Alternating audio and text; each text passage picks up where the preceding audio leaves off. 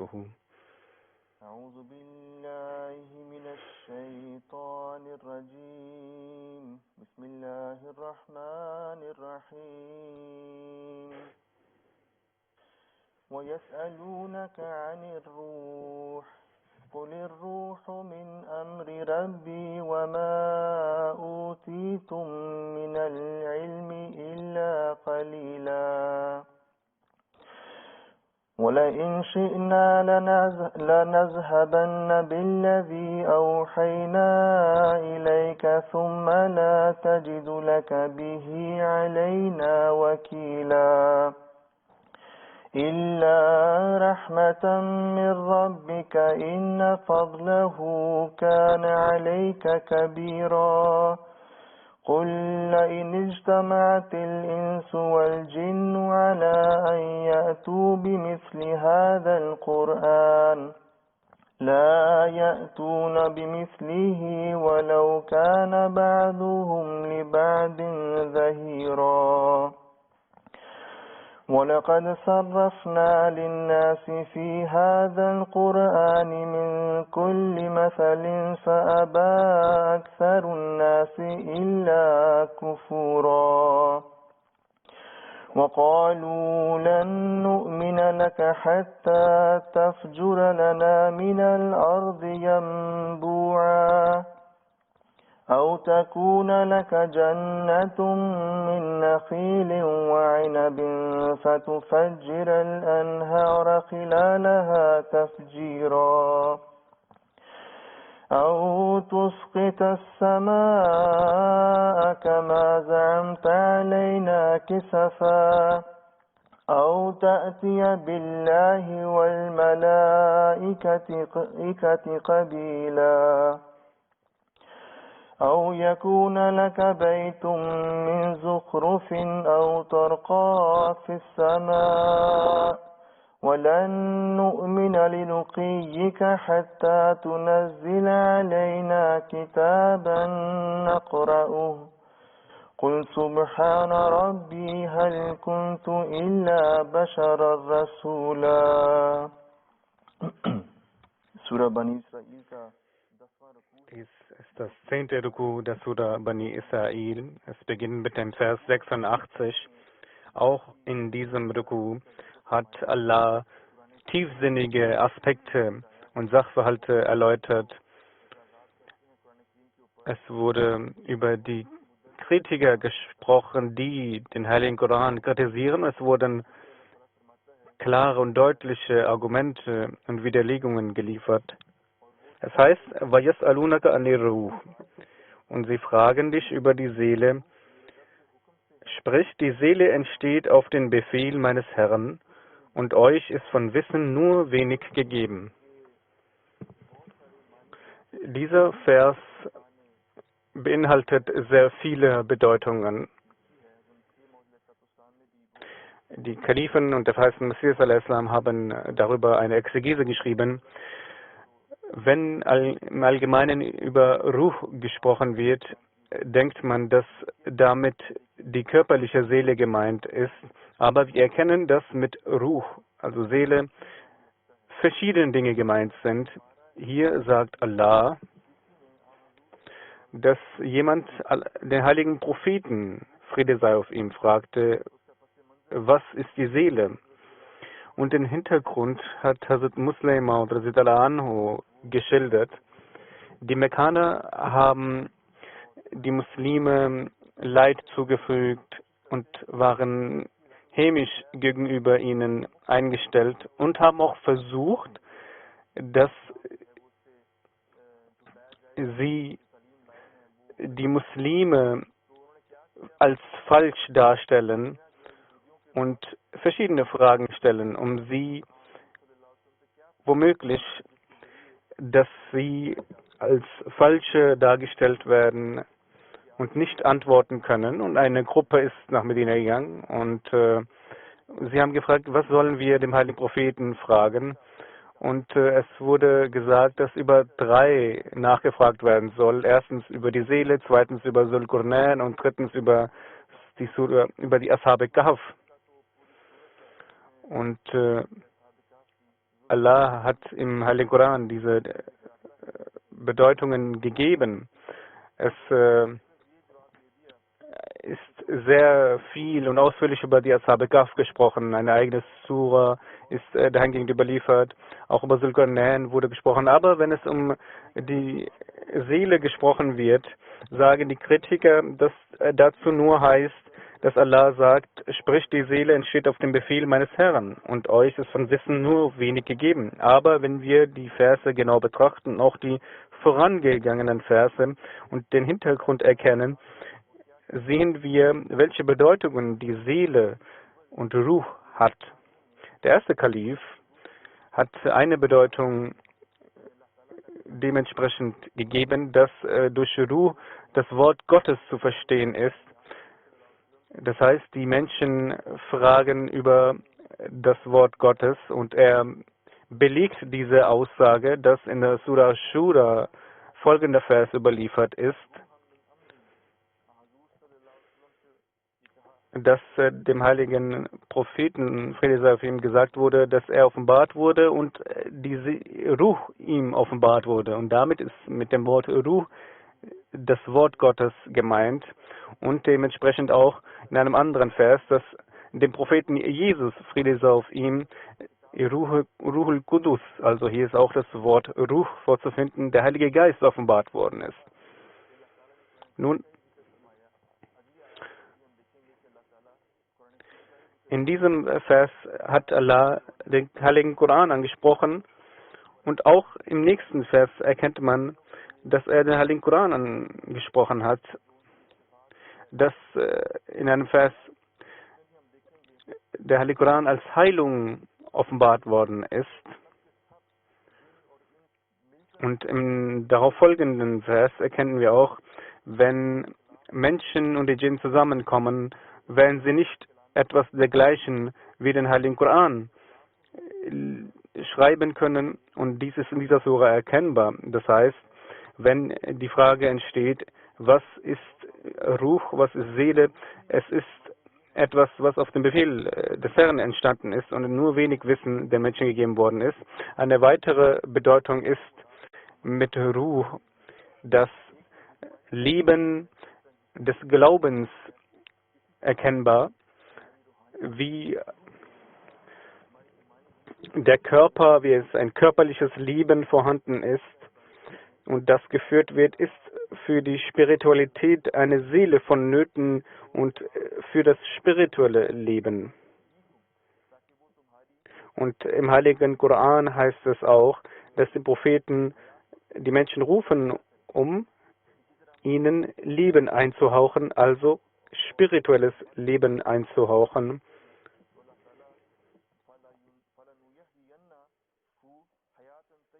Und Menschen, die an Allah glauben, an seine Gesandten glauben, dass Allah ihnen ein reines Leben gewährt und deshalb ist damit mit Ruh ein spirituelles Leben zu verstehen und die spirituelle Seele zu verstehen.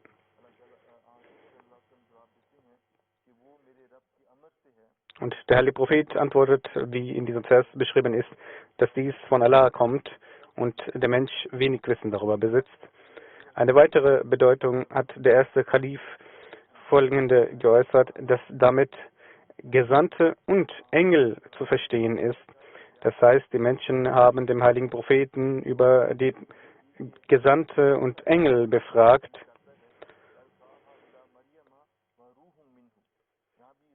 Es heißt in einem anderen Vers, dass über Jesus, Friede sei auf ihm, das Wort Ruh benutzt wurde und auch über Engel in dieser Hinsicht darüber gesprochen wurde. Kurzum, es sind verschiedene Bedeutungen von Ruh zu erkennen.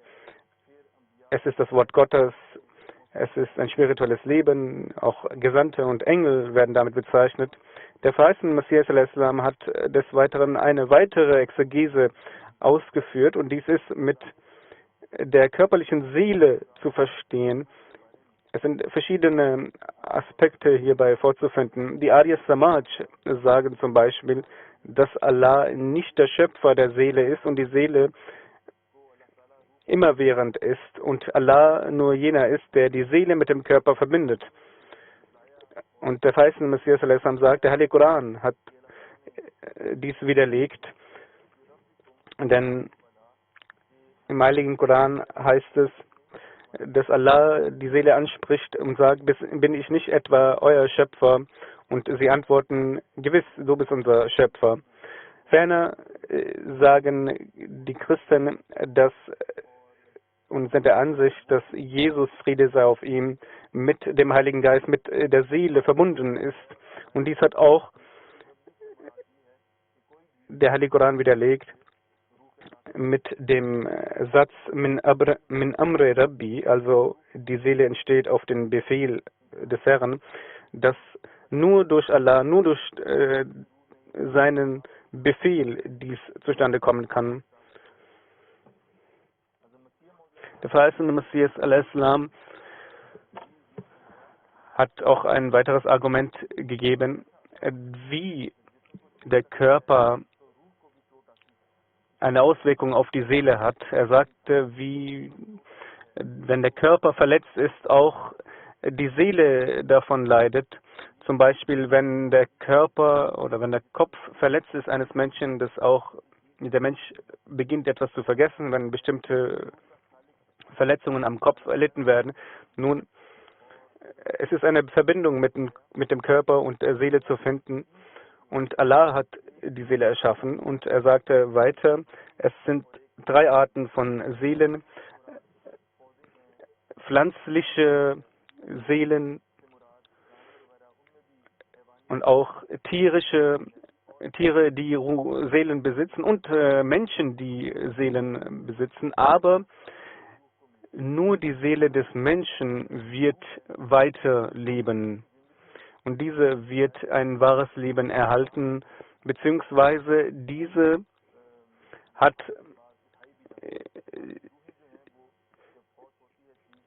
die Möglichkeit, sich weiterzuentwickeln und wird nach dem Tod auch auferweckt werden. Aber die Seele der Tiere und der Pflanzen werden nach ihrem Tod oder nach dem Hinscheiden nicht mehr auferweckt werden. Nun, Allah ist der Schöpfer der Seelen. Und wie hat Allah die Seele erschaffen? Im Heiligen Koran hat 2 Arten der Schöpfung beschrieben. Allah sagt, eine Art der Erschaffung ist min amri Rabbi, also es ist ein Befehl des Herrn. Das heißt, eine Art der Schöpfung ist durch einen Befehl gekennzeichnet. Das heißt, ein Befehl, der gegeben wird und etwas, was dann entsteht, kun fayakun, etwas, was aus dem Nichts entstanden ist. Das geschieht durch die Eigenschaft des Amr. Und der zweite Aspekt ist das Attribut Khalq, also der Schöpfer. Das heißt, etwas, was schon vorhanden ist, aber in einer anderen Art und Weise dann zu erkennen ist und weiterentwickelt wird, das wird auch als Schöpfung bezeichnet. Und dies sind die 2 Arten. Und hier erkennen wir, dass die Seele durch das Amr, also durch den Befehl von Allah, aus dem Nichts erschaffen wurde. Und die Seele entsteht im Körper des Menschen. Der verheißene Messias a.s. sagt, dass die Seele nicht von außen hineingepflanzt wird, sondern sie entsteht im Körper. Er sagt, dass wenn das Kind im Bauch der Mutter ist, geht die Entwicklungsstufe über 6 Stufen und auch die Wissenschaftler haben dies bestätigt, dass es verschiedene Veränderungen des Embryo vornimmt und dann zu einem Kind entsteht. Und im Heiligen Koran sagt Allah, dass nach diesem Prozess, dem körperlichen Prozess, eine weitere Schöpfung im Körper des Kindes, des noch nicht geborenen Kindes hineingepflanzt wird und es ist die Seele, was damit zu verstehen ist. Und deshalb sagt man auch, dass wenn die Frau schwanger ist, dass auch dies Auswirkungen auf das Kind hat, wenn bestimmte Handlungen Und es heißt auch, dass man in dieser Zeit so viel wie möglich den Heiligen Koran rezitieren sollte und so viele fromme Taten wie möglich begehen sollte, dass es eine fromme Auswirkung auf das Kind hat. Und wenn wir den Heiligen Koran im Monat Ramadan rezitieren, dass wir auch in dieser Hinsicht den Heiligen Koran rezitieren, dass das Kind, was geboren werden soll, in dieser Hinsicht auch fromm geboren wird und mit dieser Absicht man den Heiligen Koran auch rezitiert. Nun, es heißt, dass auch etwas, was erschaffen wurde, sterben muss. Und die Seele muss ja auch dann sterben. Und der Feist Messias entgegnet dahin, dass jede Sache, die ihre Wirkung verliert oder ihre Eigenschaften verliert, ist gleichgesetzt mit einem Tod. Zum Beispiel, wenn ein Medikament ihre Wirkung verliert oder etwas das Attribut verliert. Und hierbei ist das Beispiel von einem Medikament angegeben worden. Wenn es seine Wirkung verliert, dann ist es nicht mehr als Medikament zu bezeichnen, dann hat es eine Art Tod erlangt, beziehungsweise keinen Nutzen mehr. Nun, wenn der Körper stirbt, dann erleidet die Seele einen Tod. Aber was ist mit dem Tod zu verstehen? Nun, der Schlaf ist auch eine Art Tod. Die wörtliche Bedeutung von Tod ist, die auch genannt wird, ist, dass bestimmte Eigenschaften, beziehungsweise die Eigenschaften und die Kräfte verlassen werden, beziehungsweise die Attribute nicht mehr vorhanden sind. Und dies ist auch ein Zustand im Zustand des Schlafes, und auch der heilige Prophet, Friede sei auf ihm, hat uns das Gebet gelehrt, vor dem Schlafengehen, dass man mit dem Namen Allahs den Tod erleidet und dann wieder zum Leben erweckt werden soll. Und nun, wie der Körper keine Kontrolle über den Schlaf hat, im Zustand des Schlafs, deshalb hat in dieser Hinsicht auch der Feist Messias gesagt, dass die Seele in dieser Hinsicht auch zu verstehen ist, dass eine lebendige Seele, eine lebende Seele auch eine tote Seele im Schlaf oder in einer Vision treffen kann. Er ist selbst, der Feist Messias hat die selbst erlebt. Er hat die Seele von Propheten Jesus, Friede sei auf ihm, getroffen. Er sagt, dass durch den Schlaf auch viele Dinge gelehrt wurden, das Wissen über bestimmte Medikamente etc. Nun, wenn der Mensch die Kraft über die Seele verliert, kann die Seele auch mit anderen zusammenkommen, aber es ist notwendig, der Feist Messias sagte, dass nicht jeder diesen Zustand erlangen kann. Demzufolge ist es notwendig, dass man sich bessert, und da der körperliche Zustand eine Verbindung und eine Auswirkung auf die Seele hat, zum Beispiel wenn man lacht, wenn man lächelt, dies auf die Seele hat, wie der heilige Prophet auch sagte, zu viel Lachen zerstört das Herz. Oder wenn es auch heißt, wir hören das auch, dass wenn man im Namaz ist, im Gebet, dass man selbst sich traurig stellt und somit auch die Seele eine Läuterung in der Trauer zu erkennen ist und beginnt zu weinen.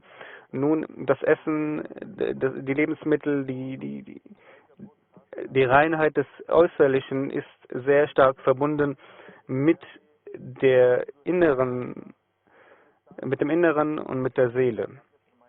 Der Feist Messias sagte auch, dass die Seele mit dem Friedhof eine bestimmte Verbindung hat. Dies können wir nicht mit dem offensichtlichen Auge, sondern mit dem Auge der Spiritualität erkennen. Und dadurch erkennen wir, dass die Seele eine Verbindung mit einem Friedhof hat.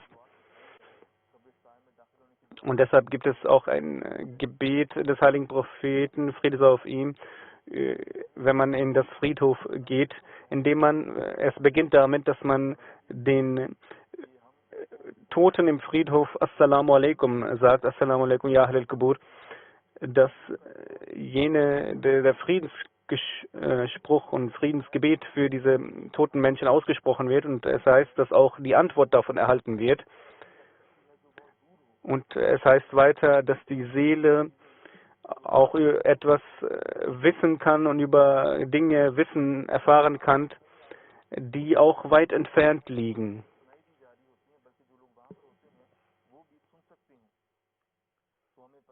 Nun,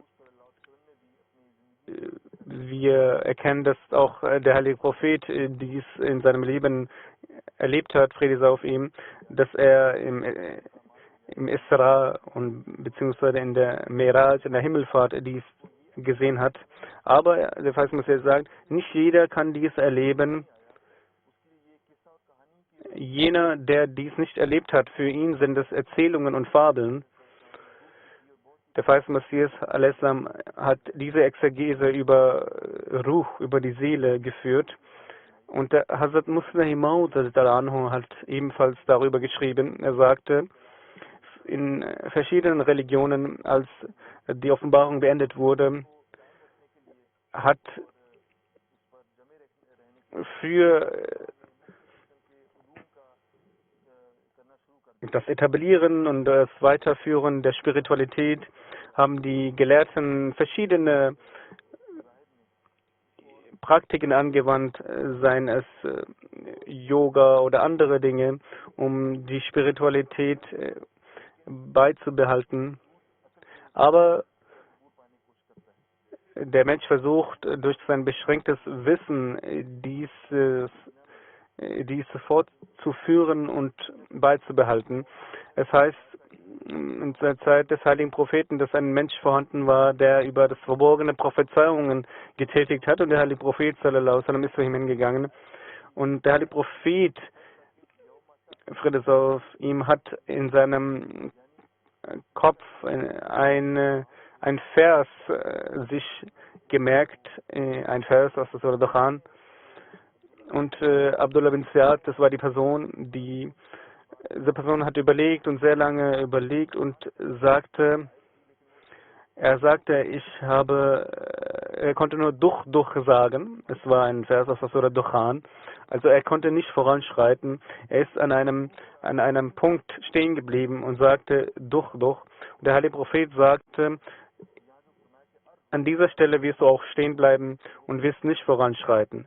Denn das weitere Wissen wird dann von den Propheten und von Allah gegeben.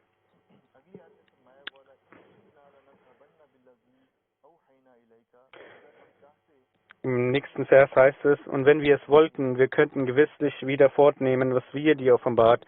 Du fändest dann für dich in dieser Sache keinen Beschützer wider uns. Wenn wir hierbei die Seele die Bedeutung geben, das Wort Gottes, das heißt dann, wenn das Wort Gottes fortgenommen wird, kann nur Allah es wieder zurückholen, und nur außer der Barmherzigkeit deines Herrn, wahrlich seine Gnade gegen dich ist groß. Das heißt, wenn Allah das Wort Gottes nicht mehr offenbart, dann kann niemand es zurückbringen. Es ist auch eine Prophezeiung vorhanden, dass Allah die Offenbarung hinwegnimmt und niemand dies zurückbringen kann, außer dann am Ende der verheißenen Messias a.s. Im nächsten Vers heißt es, sprich, ob sich auch die Menschen und die Djinn vereinigten, um an diesem Koran Gleiches hervorzubringen. Sie brächten doch kein ihm Gleiches hervor, selbst wenn sie einander beistünden. Das heißt, es ist der Anspruch des Heiligen Koran, dass niemand etwas Gleiches wie den Heiligen Koran vorbringen kann. Der Heilige Koran ist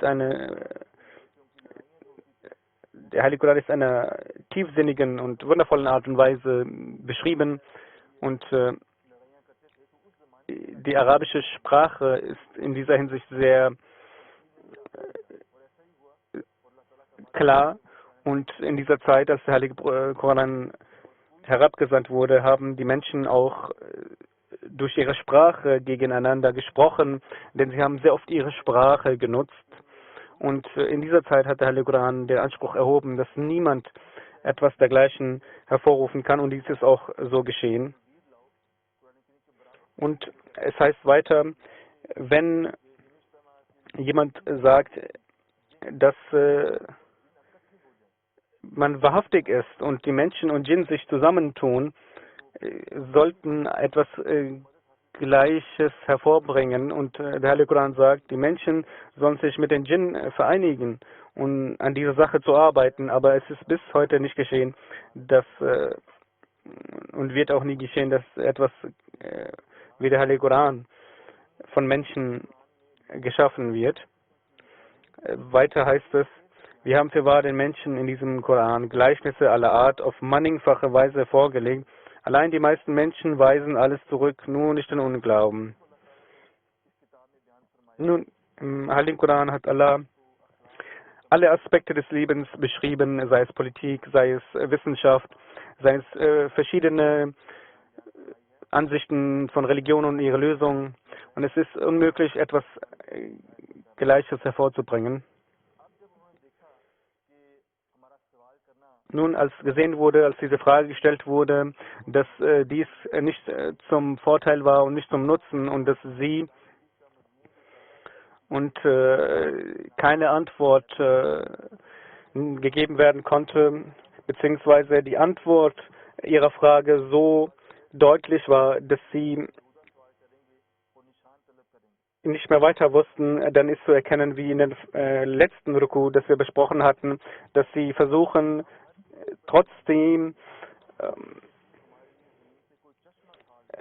unnütze Fragen stellen, unnütze Dinge dann hervorbringen, weil sie einfach nicht glauben. So wie es dann auch, wie im nächsten Vers dann auch zu erkennen ist.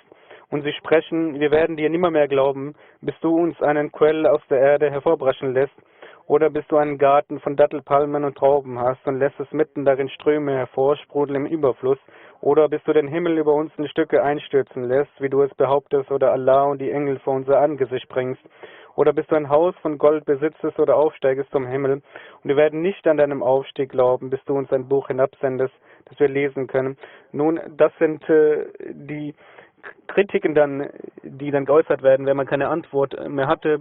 Und Hazrat Musleh Maud sagt, das sind dann eine Kritik nach der anderen, die geäußert wird. Und es sind 9 Punkte, die beschrieben wurden.